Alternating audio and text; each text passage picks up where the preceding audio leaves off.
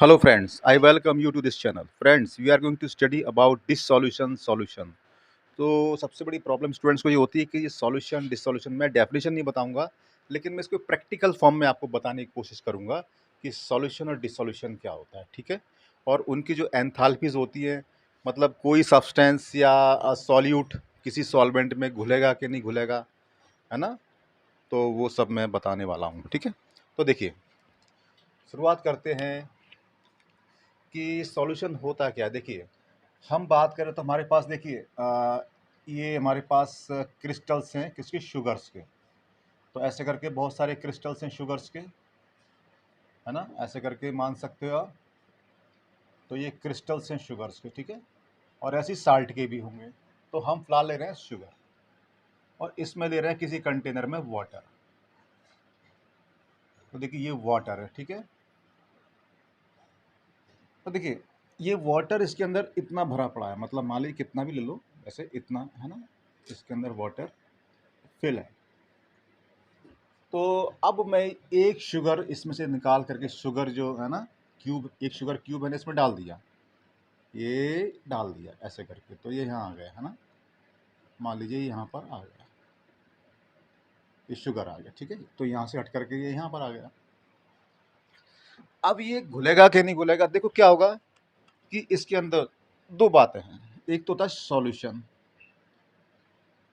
है ना, एक होता है डिस सॉल्यूशन। तो देखिए ये शुगर घुल करके पानी में, यानी कि शुगर का जो क्रिस्टल है पूरी तरह से घुल करके पानी में मिल जाता है। तो जो मिक्सचर बनता है ना, वो होमोजेनियस मिक्सचर, होमोजेनियस मिक्सचर बनता है। उसी को हम कहते हैं सॉल्यूशन। लेकिन सॉल्यूशन जब तक नहीं हो सकता जबकि डिसॉल्यूशन ना हो। डिसॉल्यूशन का मतलब क्या होगा, जैसे मान लो शुगर का जो हमने क्रिस्टल लिया है ऐसे करके, तो ये क्रिस्टल है भाई, देखो एक मॉलिक्यूल से तो बना नहीं, पता नहीं कितने मॉलिक्यूल से बना होगा, ठीक है। वो तो डिपेंड करता है इसके मास पर, मास मेजर करके पता कर लिया जाएगा कि इसके अंदर कितने मॉलिक्यूल्स होंगे, ठीक है। तो वो क्या होगा, जैसे ही इसको हमने वाटर में डाला तो क्या होगा, ये वाटर के मॉलिक्यूल्स मान लीजिए साइड में ना, ऐसे करके वाटर के मॉलिक्यूल्स हैं। तो देखिए ये जो शुगर का है ना, मैं इसको ऐसे दिखा देता हूँ और थोड़ा सा एक्सपेंड करके, कि शुगर मतलब मान लीजिए ये एक क्रिस्टल फॉर्म में, सरफेस फॉर्म में दिखा रहा हूँ इसको। तो ये भी देखो, ये शुगर के मॉलिक्यूल्स हैं, ये ठीक है। तो ये शुगर मॉलिक्यूल्स क्यों बन रहा है, मॉलिक्यूल्स, बहुत सॉरी, ये क्रिस्टल क्यों बना। ये जो मॉलिक्यूल्स हैं आपस में एक इंटरेक्शन फोर्स से बंधे हुए हैं, ठीक है ना, इंट्रा मॉलिकुलर फोर्सेस से बंधे हुए हैं आपस में एक दूसरे से ऐसे करके। तो ये क्रिस्टल बन गया, है ना। और इन सारे मॉलिक्यूल्स से आपस में फोर्स लगा हुआ, आपस में एक दूसरे को बांधे हुए हैं, है ना। तो ये बन गया तुम्हारा क्रिस्टल। और यही होता है लैटिस, ये जाल जैसा बना है, इसको लैटिस बोलते हैं। तो क्रिस्टल लैटिस बन गया ये। अब ये मॉलिक्यूल्स एक दूसरे को खींचे हुए, मतलब बांधे हुए, बिल्कुल एक परफेक्टली बैलेंस्ड फॉर्म में, है ना। तो जैसे ही ये क्रिस्टल को हमने डाल दिया वाटर में, तो वाटर के मॉलिक्यूल ये रहे। अब ये वाटर मॉलिक्यूल, तो देखिए ये क्या है, क्रिस्टल्स को मान लीजिए ये जो बी बी इंटरेक्शन, ठीक है, और ये वाटर है, इसको ए इंटरेक्शन मान लो, मतलब मेरे ये सॉल्वेंट, ये सॉल्यूट। तो ये ए का मतलब है कि एक मॉलिक्यूल दूसरा मॉलिक्यूल तो आपस में इंटरेक्शन कर रहे हैं। और ये बीवी का मतलब है कि ये दो मॉलिक्यूल्स हो गए, ठीक है, इनमें आपस में इंटरेक्शन हो रहा है। तो अगर ये वाला इंटरेक्शन, मतलब अब इस क्या होगा, सॉल्यूशन में बनने क्या होगा कि ये जो एक मॉलिक्यूल यहाँ से निकल के और एक यहाँ से निकल के आएगा, तो ये बन जाएगा तुम्हारा बी ए इंटरेक्शन। तो यही सॉल्यूशन बनेगा। तो अगर ये वाला इंटरेक्शन इस वाले इंटरेक्शन से स्ट्रांग होगा, मतलब इस तरीके से, तो तुम्हारा सॉल्यूशन तैयार होगा, अदरवाइज नहीं होगा। तो उस कंडीशन में क्या होगा कि आपने इसमें डाला शुगर का एक पार्टिकल्स, यानी कि क्यूब डाल दिया शुगर का, या कितने भी डाल दिए, तो वो जो शुगर का क्रिस्टल है वो धीरे धीरे डिसॉल्व होता जाएगा, मतलब वो जो मॉलिक्यूल्स हैं उसके, वो उसमें से टूटते जाएंगे। अगर ये वाली कंडीशन अप्लाई होती है तो, ठीक है।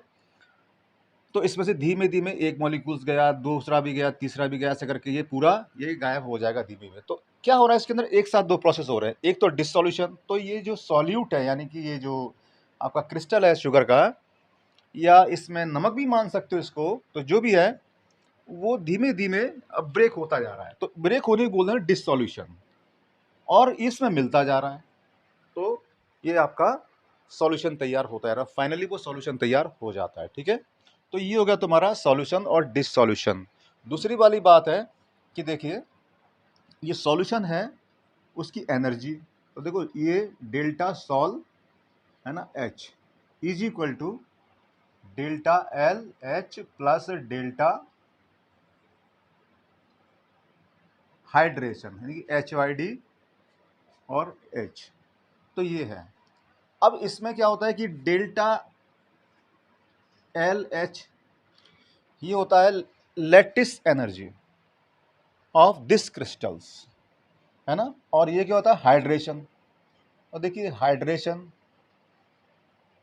तो अगर ये वाली एनर्जी इस तरीके से है, मतलब समझ रहे हो, अगर डेल्टा हाइड्रेशन एनर्जी की वैल्यू मान लीजिए 12 जूल है ना, ऐसे एग्जांपल मान लीजिए, और डेल्टा एच की वैल्यू मान लीजिए 10 जूल, तो देखिए जो डेल्टा हाइड्रेटेड एनर्जी एंथैल्पी होती है ना, तो ये नेगेटिव होती है ना, नेगेटिव, और ये होती है तुम्हारी पॉजिटिव।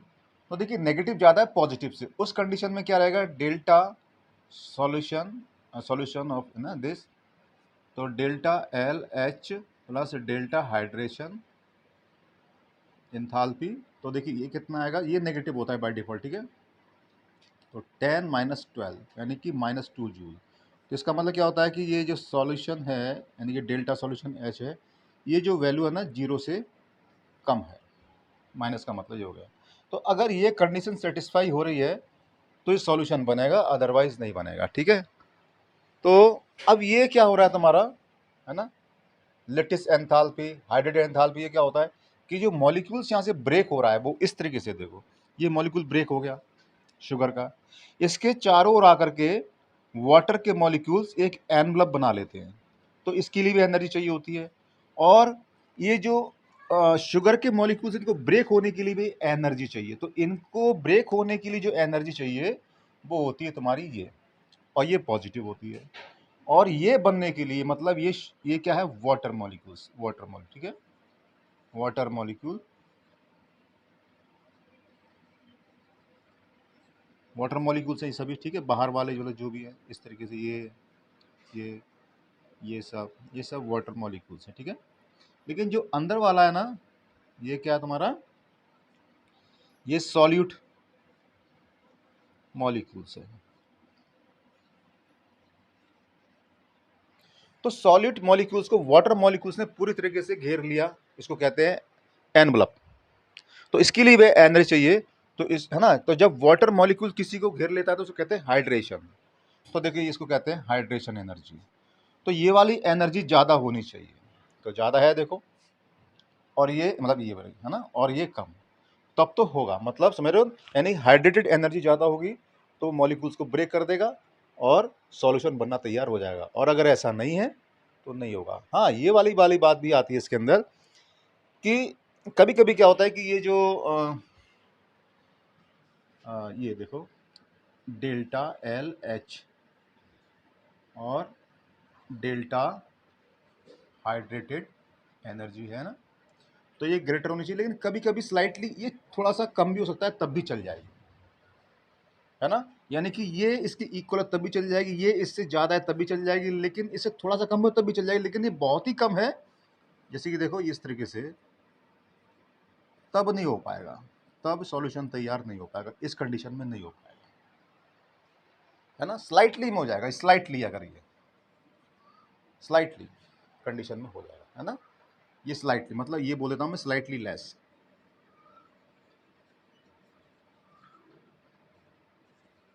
स्लाइटली लेस, तब तो हो जाएगा सॉल्यूशन तैयार, अदरवाइज नहीं होगा। तो फ्रेंड्स फिर मिलेंगे एक नई वीडियो में, तब तक के लिए गुड बाय, और वीडियो देखने के लिए धन्यवाद।